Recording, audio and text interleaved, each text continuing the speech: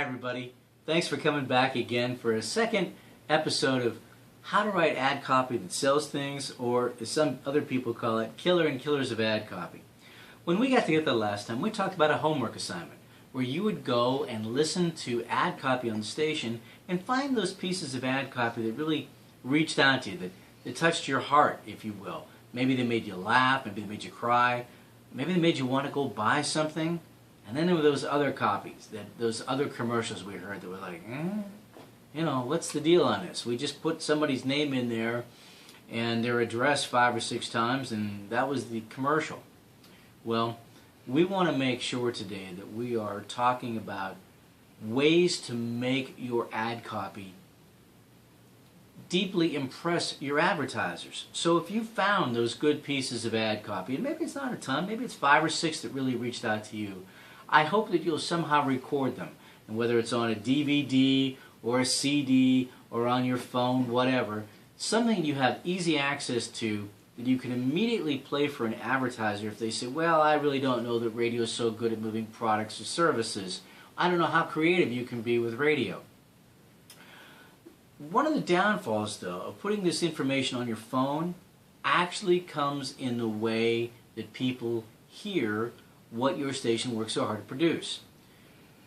You know, if you're in television and they show you a demo commercial or demo reel, you see really nice work on a screen with audio.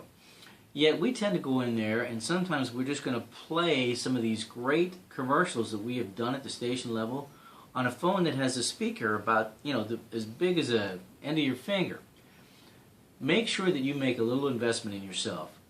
Go and get some of those hamburger speakers, the little portable speakers that when you play really allows the fidelity of the commercial to stand out so that people can hear and really be impressed by how hard it is that your station works to create copy that sells things for your advertisers. Now, today, in the time that we have left, I want to touch on just 3 things very briefly. Reach, frequency, and consistency, because our ad copy actually has to address all of these things. Reach is how many people we're reaching. Pretty simple, right? Well, if we have ad copy that's turning people off because it's not speaking to them, we can cut our reach down dramatically. Well, now what do I mean by not speaking to them? Well, I'm 54 years old, don't tell anybody. And you know what? I hear commercials all the time where people are yelling and screaming. I don't want to be yelled and screamed at.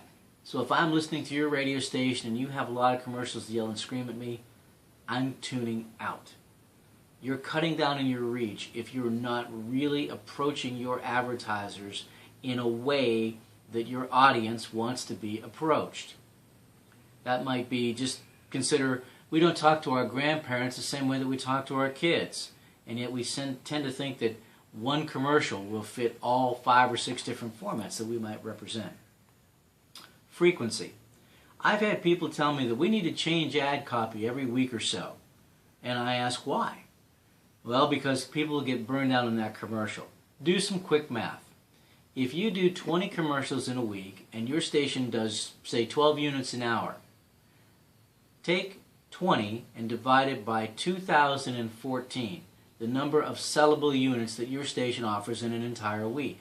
20 divided by 2014 is not even 1% of your station's available inventory. It's going to take some time for that ad copy to sink through to your entire audience. And making sure that we run with enough frequency so people remember who it is that we are and what it is that the client does is going to take more than 20 commercials over a week's period of time. So let's make sure that we're getting enough frequency out there, either by increasing the number of commercials we have in the week, or if anything, let's make sure that we're not rotating 2 commercials. Finally, consistency. Well, we got to be consistently with consistency. And with that, I'd like you to think about the garden variety 3-year-old.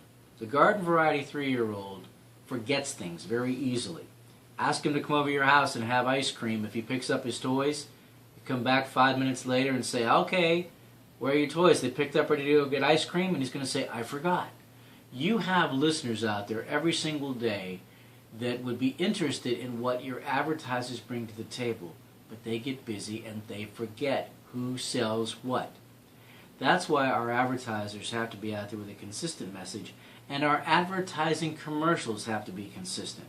They need to represent what the advertiser wants to have represented in a way that the advertiser would like his business represented. And we're going to talk about some different commercial styles you might think of to work with particular clients when we talk again the next time. Thanks so much for joining me. We'll talk to you soon.